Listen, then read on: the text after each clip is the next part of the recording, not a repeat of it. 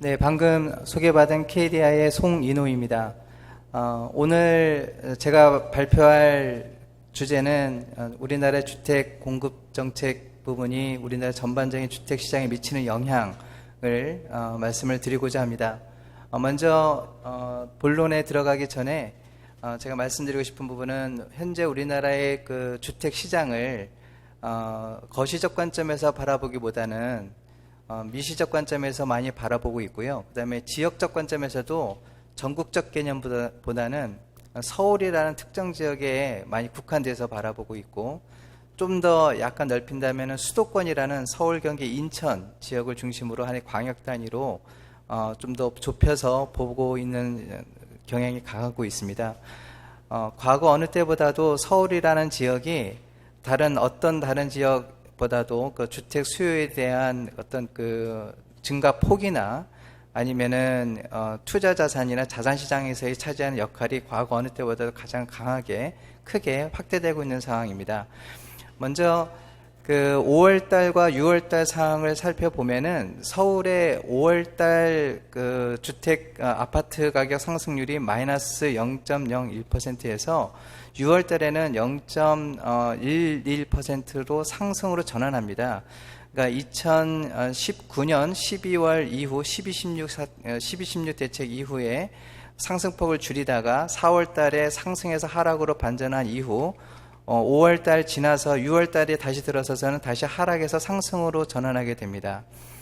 이러한 상승으로 전환한 배경에는 5월 28일 날 한국은행이 기준금리를 0.75%에서 0.5%, 즉 0.25% 25bp를 기준금리를 인하를 합니다. 물론 기준금리의 인하가 유동성 측면에서 시장에 그 자금 공급을 원활하게 하는 측면도 있는 것은 부인할 수가 없습니다. 그렇지만 6월 달을 구체적으로 살펴보면은 서울 지역이 하락에서 상승으로 반전을 했고, 수도권 지역의 그 아파트 가격 상승폭이 조금 더 확대가 됐고, 지방의 경우도 상승폭이 확대가 됐습니다만, 제주 지역의 경우에는 여전히 마이너스 0.2%, 그 다음에 광주 지역에서는 마이너스 0.01%를 기록하고 있습니다. 이 말의 의미는 광주의 경우에는 입주 물량이 크게 증가하면서 나타난 현상으로 보이고 있고요. 제주 지역의 경우에는 지방 경기에 대한 악화가 주택시장에 반영된 결과로 보입니다.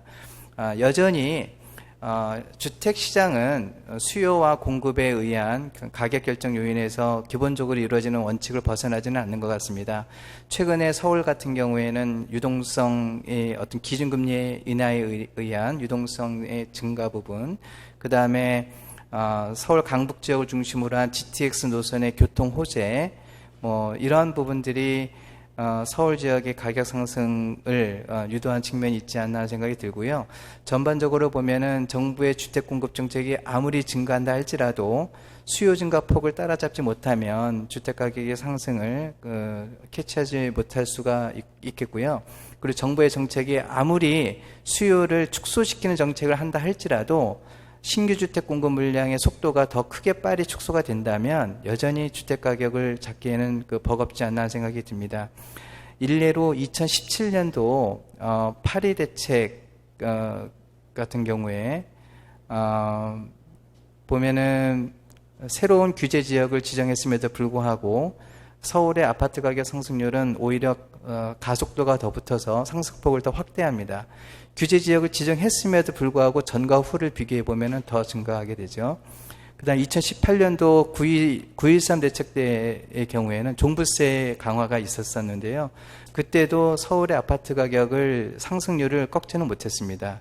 그리고 2019년도 12.16 대책 같은 경우에 심지어는 그 주택담보대출, 즉 15억 이상의 아파트의 경우에는 아예 담보대출을 금지하는 그런 대책까지 내놓게 되었죠. 그럼에도 불구하고 서울의 아파트 가격은 6월 들어서 다시 상승으로 반전하게 됩니다. 그러면 과연 대책이 정말 효과가 있었느냐에 대한 유무 부분을 한번 고민해야 되지 않을까 하는 생각이 듭니다. 먼저 이런 이제 서두를 말씀을 드리고요.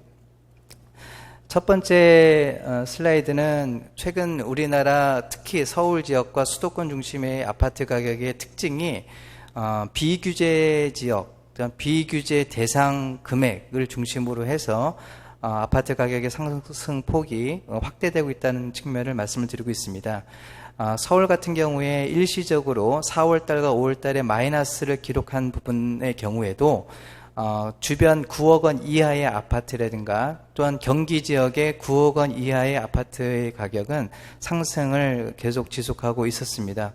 이 부분이 이제 어떻게 보면 비규제 지역의 비규제 대상 금액을 중심으로 한 아파트 가격의 상승폭이 확대되고 있었다라고 보면 될 것 같고요. 참고로 서울 같은 경우에 2019년도 1, 4분기 때 다시 한번 마이너스를 기록하기도 합니다. 근데 그때의 경우에는 서울 전반적으로 서울 아파트 입주 물량이 크게 증가한 때였습니다. 그러니까는 실질적으로 서울 아파트 가격의 상승폭을 확대하느냐 아니면은 마이너스 성장률을 기록하느냐의 부분은 절대적으로 수급의 문제이고 정부 정책의 부분은 잠시 수요의 부분을 미루거나 아니면은 잠시 늦추는 효과를 가져올 수 있어도 근본적으로 공급과 상대적인 가격에 의해서 결정되는 메커니즘을 근본적으로 이해할 필요가 있다라는 측면을 말씀드리겠습니다. 다음은 12.16 대책 이후에 그 서울 그 고가 아파트의 경우에는 가격 상승폭을 크게 줄이는 측면이 있었지만 지방의 경우에 있어서는 여전히 그 개발 호재를 중심 지역을 중심으로 해서 가격 상승폭을 확대하게 됩니다. 그 대표적인 지역이 대전과 청주 지역이었고요. 대전 같은 경우는 사실 지난 거의 한 10년간 그렇게 주택 가격 상승폭이 그렇게 크지는 않았습니다. 그러니까 최근에 비규제 지역이라는 어떤 호재와 어떤 유동성 측면에서의 그 흐름에 의해서 대전 지역이 크게 올랐었고요. 그다음에 청주 지역도 물론 이제 개발 호재를 중심으로 해서 가격 상승폭을 확대했습니다. 제가 이 특별히 대전과 청주를 말씀드리는 이유는 서울을 중심으로 한 수도권의 경우에는 정부 대책에 대한 민감도가 둔감하고요. 대전이나 기타 청주나 기타 지방의 경우에는 정부 규제에 의한 민감도가 굉장히 크게 반응하게 됩니다. 그러니까 지역별로 대책에 대한 민감도가 서로 다르게 나타난다라는 측면을 말씀드리기 위한 것인데요. 청주 지역 같은 경우는 새로이 요번에 6.17 대책 이후에 조정 대상 지역으로 규제 지역으로 새로이 선정되면서부터 오히려 이제 그 아파트 가격은 조정을 즉각적으로 받게 되는 일이 발생합니다. 우리나라의 지역적 그 주택 가격의 특색은 전반적으로 수요와 공급에 의한 기본적인 원칙을 벗어나지는 않되 수도권의 경우에는 정부 대책에 대해서 상당히 둔감한 반면에 지방의 경우는 굉장히 민감하게 반응하는구나, 이거를 이해하시면 될 것 같습니다. 최근에 이제 수도권 인근 아파트 가격의 상승폭이 지난 6.17 대책 이게 어떻게 보면 배경이 되긴 하는데요. 2020년 2월과 2020년 3월 달에 아파트 가격 상승폭에 대한 그림을 직접 보실 수가 있습니다. 그러니까 좌측에 있는 경우가 올해 2월 달에 있었던 아파트 가격의 상승폭이고, 빨갛게 진하게 나타날수록 그 아파트 가격의 상승폭이 굉장히 크게 나타난다는 것을 표현하고 있습니다. 2월 달, 3월 달 단 1개월 만의 차이임에도 불구하고 지역적으로 나타나는 아파트 가격 상승폭이 크게 번지는 것을 볼 수가 있습니다. 이 시점에 이제 6.17 대상의 어떻게 보면 규제 지역의 확대라는 새로운 규제가 나오게 된 배경이 여기 있다고 볼 수가 있겠습니다. 최근에 그 유동성의 흐름적 측면을 보면은 물론 유가증권 시장이나 증권 시장에 통한 어떤 유동성의 흐름이 크게 유입되고 있는 측면도 있겠지만, 자산 시장, 특히 그 토지나 주택 시장을 통해 유입되는 유동성의 물량이 굉장히 큽니다.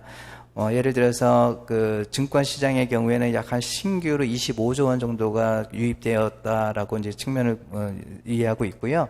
그 다음에 토지의 경우가 한 20조에서 30조, 그 다음에 아파트의 경우가 또 한 30조, 그러니까 상당히 많은 어떤 유동성의 흐름이 흘러가고 있습니다.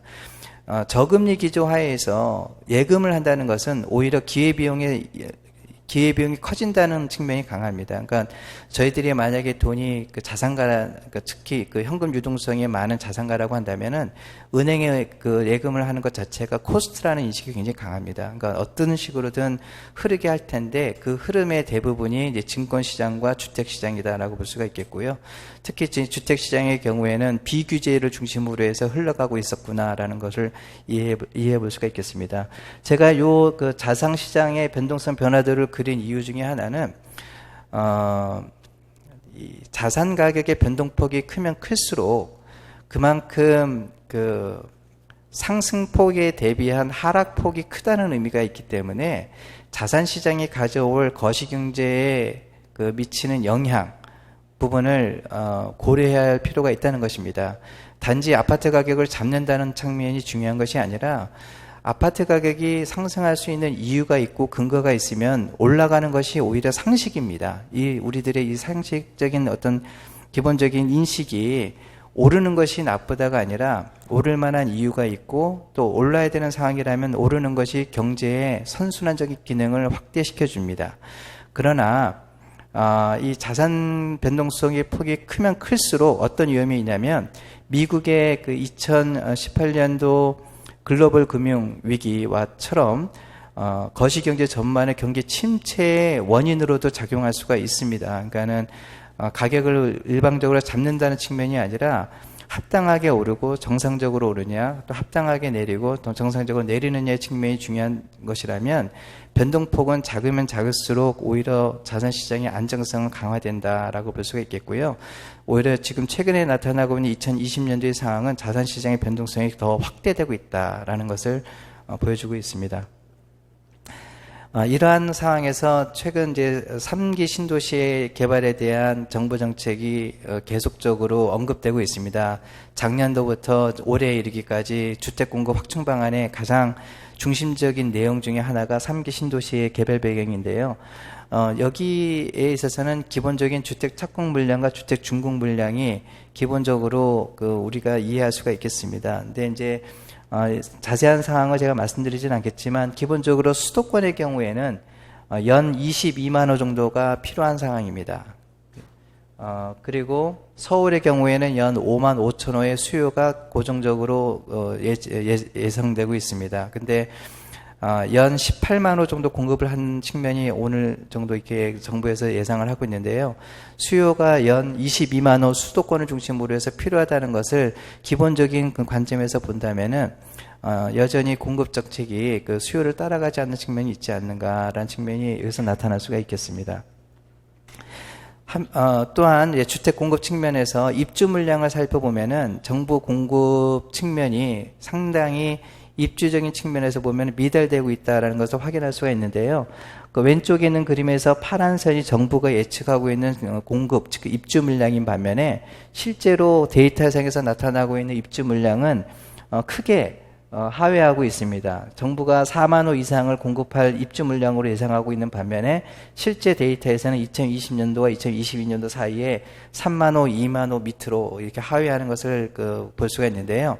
입주 물량을 예측하는 것은 어떻게 보면 굉장히 예측 가능한 수치입니다. 왜냐하면 착공 물량을 우리가 이미 알고 있는 상황에서 입주 물량은 2.5년이 걸리는 아파트의 주기성을 확인해 볼 때 착공 물량을 기준으로 한 입주 물량의 그 추정치가 거의 나타난다고 볼 수가 있겠습니다. 그렇기 때문에 입주 물량이 어느 정도 확정된 상황이라고 본다면은 향후에 서울을 중심으로 한 신축 아파트의 수준이 정부의 예상치보다는 크게 하회할 수가 있겠구나라는 것을 예상할 수가 있겠습니다. 실제로 서울과 수도권의 경우에는 주택보급률이 100%를 하회하고 있습니다. 여기서 말씀드리는 주택보급률은 일반적인 재고주택수를 기본으로 분모를 놓고 움직이는 수치인데요. 제가 말씀드리는 말은 서울과 같은 경우에는 기존 주택보급률보다는 신축 아파트의 증축 수와 수요가 중요합니다. 그러니까 기존 재고주택수 아무리 30년, 40년 된 재고 아파트가 아무리 많은들 수요가 신축 수요라고 한다면 기존 재고주택수를 기준으로 한 주택보급률은 그렇게 의미가 없을 수 있다.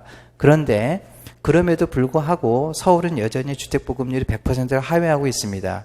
이러한 상황이 현재 서울을 중심으로 한 수요의 어떤 초과적인 공급 대비 초과적인 수요를 나타내고 있지 않나 생각이 듭니다. 여기서는 이제 노후주택 비중 변화를 본 건데요. 2005년도와 2015년, 약 10년간의 추이도를 보시면은, 노후주택 비중 부분이 점점점 진해질수록 더 많아진다는 의미고요. 구체적으로 보시면은 이제 경상북도, 전라남도 이쪽 부분이 굉장히 노후주택이 크게 증가하는 것으로 볼 수가 있겠습니다. 물론, 그 안에서 이제 서울시를 보시면은 23.8%가 30년 이상의 주택수가 나타나고 있는 위치인데요. 어떻게 보면 점점 이제 진해지고 있는 속도가 굉장히 빠르게 나타나는 것을 볼 수가 있습니다. 특히 이제 서울 같은 경우에 신규 주택 비중을 보면은, 잘 보시면 굉장히 옅을수록 신규 주택 비중이 작다는 얘기고요. 지날수록 신규 주택 비중이 더 많다는 얘기인데, 강남, 서초, 송파, 마포, 용산, 성동구, 소위 우리가 말하는 마영선과 그 강남 3구인데요. 여기에는 신규 주택 비중이 굉장히 적게 나타납니다. 그러니까 신축 주택이 적다는 얘기죠. 오히려 서울시에서 신축 주택이 비중이 큰 것은 중심부의 외곽 쪽입니다. 그러니까 강서구, 은평구, 금천구 이런 데가 오히려 신축 아파트가 많다는 얘기입니다. 그러니까 오히려 강남 3구와 마영성이 상대적으로 신축 아파트가 적구나라는 것을 이제 눈으로 확인할 수가 있겠습니다. 참고로 30년 이상 노후주택의 경우에는 아파트가 서울이 약 한 27만 호 정도가 있습니다. 그 27만 호가 30년 이상 노후된 아파트가 서울에 분포되어 있다라는 것을 볼 수가 있겠는데요. 정말 아까 저희가 잊지 말아야 될 부분이 서울이 연간 5만 호 정도의 그 수요가 있다는 겁니다. 여기 연간 5만 호의 인거는 신규 증가분에 대한 수요인데요. 기존 재고주택 중에서 30년 이상 노후주택이 이미 아파트를 기준으로 해서 약 한 27만 호가 노후화됐다는 것을 생각해 본다면은 더 어떻게 보면 멸시를 기준으로 할 때 새로운 신규 주택 수요가 굉장히 크게 일어날 수가 있겠다라는 것을 짐작할 수가 있습니다. 이러한 배경에서 이제 3기 신도시가 이제 그 배경을 출범하게 되는데요. 서울이 상대적으로 수요가 크고, 그다음에 멸실 규모도 점점점 확대가 되고, 그리고 최소한 서울 같은 경우는 5만 5천 호 정도의 공급 물량을 맞춰줘야 되는데, 거기에 따르는 근본적인 그 공급 대책을 주변 외곽, 그러니까 어떻게 보면 서울과 근접 지역을 중심으로 해서 이제 주택 공급 방안을 마련한 것이 이제 3기 신도시라고 볼 수가 있겠습니다. 3기 신도시의 경우는 과거 1기 신도시와 2기 신도시와는 다른 측면이 있습니다. 1기 신도시, 2기 신도시의 경우에는 우선 주택시장 환경이 그 성장 단계에서의 주택시장이었고요. 인구 증가나 가구 증가 폭이 굉장히 빠른 속도로 증가했던 시점에 절대적인 초과 수요가 있었던 시기였습니다. 이때의 경우에는 정주 여건이라든가 교통 인프라 부분들이 상대적으로 열악한 과정에서 1기 신도시와 2기 신도시가 출범하게 되었고, 그거는 어떻게 보면 주변 지역까지도 오히려 정주 여건을 더욱더 좋게 해주는 선순환적인 요인들이 굉장히 강하게 작용한 공생 효과가 크게 작용할 부분이 있었고요. 그리고 1, 2기 신도시의 경우에는 그 면적 자체의 공간 구조 안에서 사업 규모가 최소한 70%를 차지해서 일자리를 그 안에서 생성할 수 있도록 하는 그러한 그 계획이 있었습니다. 그러니까 일자리가 먼저 들어오고, 그 다음에 교육, 그 다음에 주택, 이런 순서로 1기 신도시와 2기 신도시가 정착하게 된 배경이었는 반면에 3기 신도시는 거꾸로입니다. 일자리를 먼저 이렇게 70% 이상 확충했던 1, 2기 신도시와는 달리 일자리에 대한 그 공간적 구조는 10%밖에 안 되고요. 대부분이 주택 공급 쪽으로만 이루어지고 있습니다. 그리고 3기 신도시는 1, 2기 신도시는 달리 주택 성숙 단계에 이른 상황이기 때문에 인구가 큰 폭으로 증가한다든가 이런 측면이 아니고요. 주변에 있는 도시의 인구를 유입시키거나 뺏어오는 역할을 할 수가 있습니다. 그러니까 공생 효과이냐 아니면 제로선 효과이냐에 대한 관점이 아마 3기 신도시에는 크게 부각되지 않을까 하는 생각이 듭니다. 3기 신도시 개발 위치들을 보시면은 뭐 서울에 굉장히 근접한 지역을 중심으로 이루어지고 있다라는 것을 뭐 확인할 수가 있겠고요. 과연 그러면 3기 신도시가 그 서울 인구, 특히 서울의 주택 수요를 분산시킬 수 있을까라는 측면을 생각을 해본다면, 서울시 거주민들 중에서 이주 계획이 있는 사람들에 대한 서베이 조사가 있습니다. 그러니까 주거실태 조사인데요. 그거를 이제 확인을 해보면은 서울 전체 거주자 중 이사를 계획하고 있는 사람의 비중은 15% 정도가 됩니다. 이 15% 중에서도 이사를 선호하는 지역으로는 이제 경기 지역이 가장 많은데요. 그거는 이제 서울을 중심으로 한 일자리에 가까운 위치에 근거한 이유가 있다고 볼 수가 있겠습니다. 그리고 선호하는 이동 지역 중에서 전세, 월세 거주자의 서울 내 이동 희망자가 굉장히 높고요. 그 다음에 서울에서 경기로 이주할 때 전세 거주자이면서 경기로 이주할 때 자가 거주로 이주할 계획이 있는 분들이 대부분이다라고 보시면 되겠습니다. 이거를 수치로 보시면은 그 가장 빨간 부분이 이주를 한다면 난 이쪽으로 이주하겠다라는 비중인데요. 남양주가 제일 많습니다. 그러니까 이제 이 남양주가 하남시 바로 근처인데요. 이제 특히 이제 강남권, 강남 상고와 근접한 지역이라고 볼 수가 있겠습니다. 남양주가 이주를 한다면은 제일 많이 이주를 할 수 있는 분포가 나타나고 있고요. 그 다음에 성남, 용인, 고양 요 지역으로 이주를 하겠다라고 이제 표현을 합니다.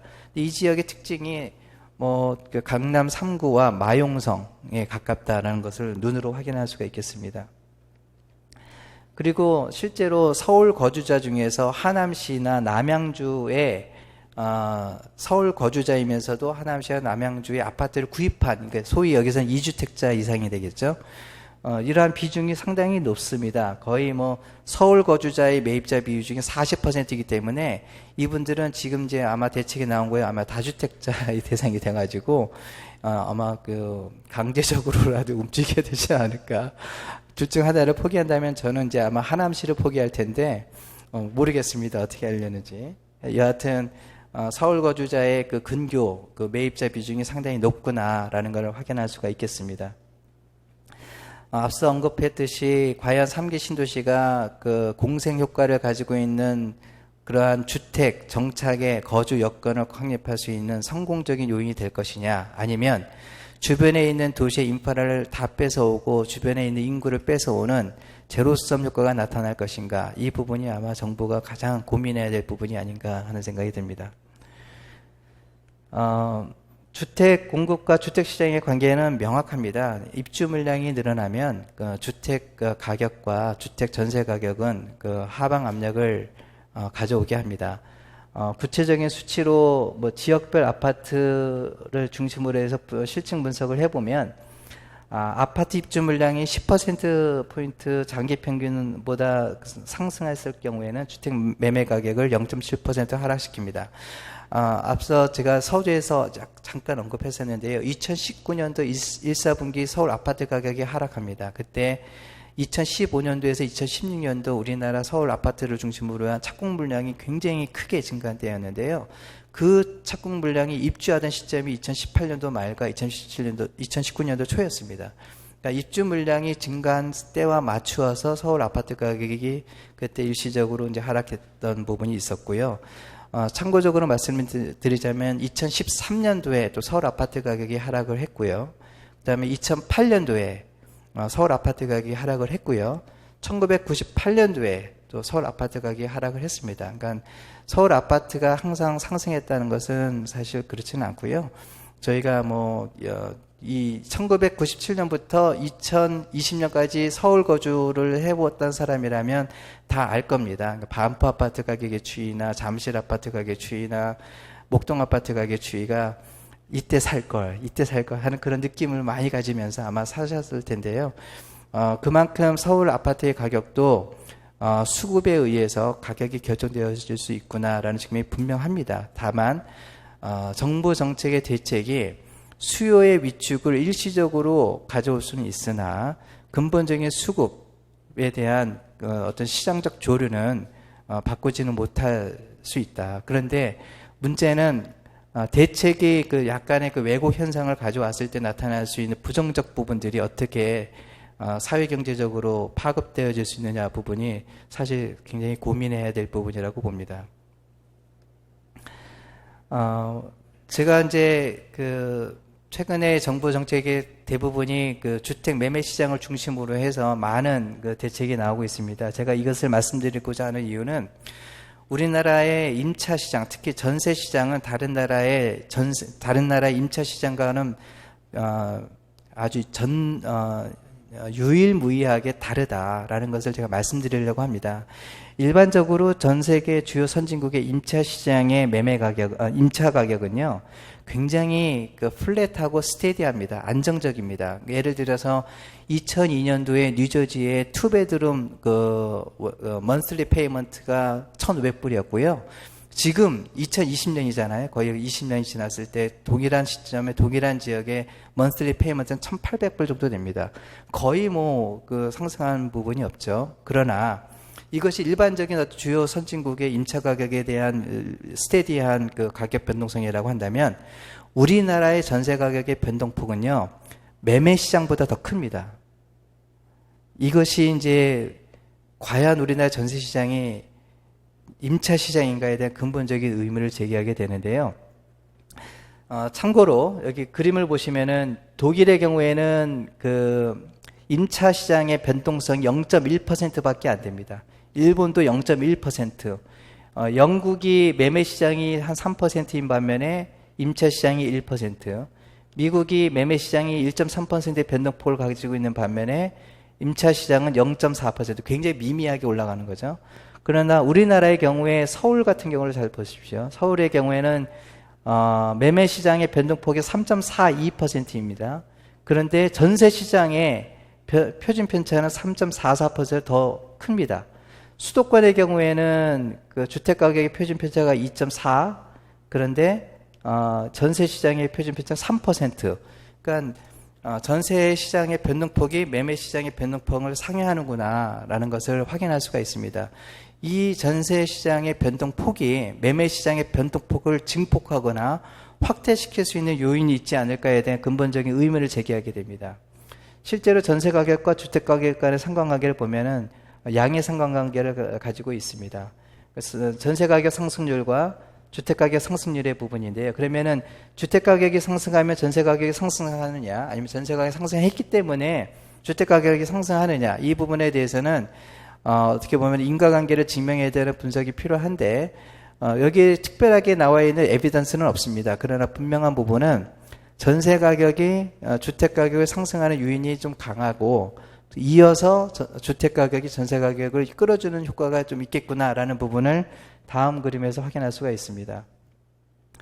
이 분석에 의하면은 모두 다 그 전세 가격이 주택 가격에 영향을 주는 부분과 주택 가격이 수도권 전세 가격에 영향을 주는 부분이 다 유의하게 나타납니다. 근데 유의하는 유의도에 있어서는 전세 가격이 주택 가격을 상승시키는 요인이 조금 더 강하게 나타날 측면이 있다는 것을 보여줍니다.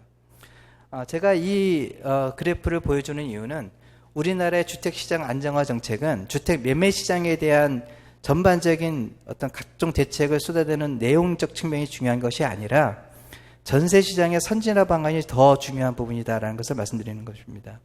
그러니까 우리나라의 전세 시장이 매매 가격 대비 전세 가격 비율로 대표되는 갭 투자의 가능성을 가지고 있는데요. 실제로 2020년 5월달, 그러니까 4월달과 5월달 같은 경우에 보면은 4월달의 경우에는 갭 투자 비율, 그러니까 서울 아파트가 매매가 딱 되면은 한 48% 굉장히 높은 비율이죠. 그러니까 갭 투자로 집을 삽니다. 그리고 5월달에는 50%를 상회합니다. 52.3%가, 그러니까 서울에서 아파트 5월달에 산 사람 중에 반은 그냥 갭 투자했다라고 보시면 됩니다. 근데 이 폭이 점점 증가된 거예요. 40%에서 42, 45, 48, 52.3으로 이렇게 증가를 한 겁니다. 그러니까 매매 가격 대비 전세 가격 비율과 주택 가격 간의 상관관계를 보여주는 그래프를 제가 보여주는 건데요. 이 막대 그래프가 매매 가격 대비 전세 가격 비율이고요. 이 빨간 선이 주택가격 상승률입니다. 같이 움직이는 측면이 좀 나타나는 것을 보여주는 건데요. 그러니까 매매 가격 대비 전세 가격 비율을 넣었다는 얘기는 매매 가격이 10억이면 전세 가격이 9억이다. 그러면은 90%가 되는 거잖아요. 그것이 높으면 높을수록 주택 매매 가격 상승률도 높아지는. 그게 이제 쉽게 사는 거죠. 1억이면은 뭐 10억짜리 아파트 사는 거니까. 요 부분이 사실은 우리나라 주택시장 안정화 정책에 주목해야 될 부분이 아닌가. 그러니까 제가 이제 하나의 그 사례를 든다면, 전세 가격을 전형적인 임차 시장 형태로 봐서는 안 될 것 같고요.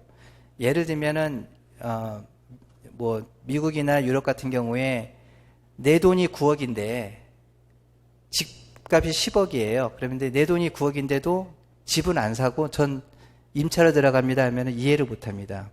미국에서의 은행을 다 보시면 알겠지만 LTV가 보통 20%, 30% 정도 되기 때문에 자기 돈이 한 20%만 있으면 집을 사는 것이 일반적인 관행인데 자기 돈이 90%가 있는데도 불구하고 임차다 이해를 못 하는 거죠. 그러니까 우리나라의 경우에 만약에 지금과 같은 저금리 기조 하에서 10억짜리 아파트가 예를 들어서 3억짜리 만약에 보증금에 6억에 해당하는 부분을 먼틀리 페이먼트 스케줄로 만약에 만들어준다. 그러면은 임대인의 입장에서 보면 굉장히 환영합니다. 요즘 같은 저금리에서는. 임차인의 입장에서 보면은 그 6억에 해당하는 먼틀리 페이먼트 스케줄을 전부 다 그 월세로 내게 될 때 나타나는 그 금액 전체를 세액공제화 시키는 거죠. 지금 현재 세액공제가 15%인데요. 그 소득공제화 시킬 경우와 세액공제가 시킬 경우가 좀 차이가 있습니다. 그런데 부부 합산 소득 6천만 원 이하는 자동적으로 그 면세가 됩니다. 각종 그 소득공제에 의해서 세금을 거의 안 냅니다. 근데 그런 사람들에게 현금으로 들어갈 수 있는 돈들, 그리고 또 하나는 소득 구분 없이 그냥 월세를 내는 사람들에게는 세액공제를 그냥 지급해 주는 겁니다. 그러면은 기꺼이 월세 내는 돈은 까먹는 돈, 월세 내는 돈은 아까운 돈이라는 인식이 사라질 겁니다. 물론 이것이 이제 어떻게 이런 시장이 될 수 있느냐에 대한 부분을 정부가 좀 더 고민을 하고 정말 선진화된 그 임차 시장의 구조를 마련해 준다면 그 갭 투자에 의한 매매 수요는 당연히 줄어들겠죠. 그리고 젊은이들에게 있어서는 전세가 과거에는 아파트만 있었는데 알고 보니까 월세도 아파트가 많더라. 이렇게 되겠죠. 그러니까는 어떻게 보면은 나름대로 주택시장 안정화 정책이 어떻게 전세 시장에 대한 대책을 꾸리느냐에 달려 있지 않나라는 근본적인 의문을 전 제기하고자 합니다. 그러니까는 지금 정부 정책이 다 매매를 중심으로 한 대책들을 중심으로 보유세니 취득세니 양도세니 뭐 이런 측면에서 계속 대책을 내놓고 있는데 그런 것이 중요한 포인트가 아니라 전세 시장에 대한 대책이 지금 중요하지 않을까 하는 생각이 듭니다. 정책 제언으로는 이제 주택 수요 분산이 어떻든 주택 공급 확충을 통해서 이루어져야 될 텐데 그러려면은 과거의 1, 2기 신도시와 같이 일자리 창출을 통한 사업 공간 구조를 더욱더 이제 면밀하게 조사를 하고 그 다음에 주변에 대한 공생 효과가 일어날 수 있도록 정주 여건이라든가 지역 인프라 부분들을 더 긴밀히 고려해야 될 필요가 있다라는 측면을 말씀드리겠고요. 서울시의 경우에는 사실 재개발, 재건축 규제 완화가 여기서 제가 서두에 말씀을 드렸어야 되는데 여기서 말씀드린 건 제 개인적인 의견입니다. 재개발이나 재건축에 대한 규제 완화가 필요하다고 저는 봅니다. 그러니까 용적률 뭐 예를 들어서 여의도 지역에 있는 현재 거주 아파트를 용적률을 2배로 하면 어떻겠습니까? 그래서 상관없다고 저는 봅니다. 그러니까 서울 시내의 정주 여건을 더욱더 개선하는 데에서 재개발을 더욱더 완화하고 규제를 완화하고 재건축을 완화하고 이런 부분들이 궁극적인 서울 시내의 주택 수요 공급처가 되지 않을까. 참고적으로 재개발을 통한 주택 수요 공급, 주택 공급 가능 물량은요, 약 25만 호 정도가 나옵니다. 그러면은 아까 제가 말씀드렸던 약 한 5만 호 정도의 30년 이상 노후주택을 다 바꿀 수가 있는 거죠. 근데 이런 부분들이 지금 각종 규제에 의해서 사업성이 없고요. 최근에 이제 정부가 공공기관에 의한, 즉 SH나 LH를 통한 공공기관에 의한 재개발 부분은 사업성을 주기 위해서 용적률을 높여주고요. 초과이익 환수도 면제해주고요. 분양가 상한제도 유예해줬습니다. 그런데 공공기관에는 한계가 있습니다. 민간 기업들에게도 사업성이 확보될 수 있는 방안을 좀 더 전향적으로 고려하면 서울 시내에 있는 주택 공급 방안은 어느 정도 준비되지 않을까 하는 것이 제 개인적인 의견입니다. 네, 그럼 이상 여기서 말씀을 마치도록 하겠습니다.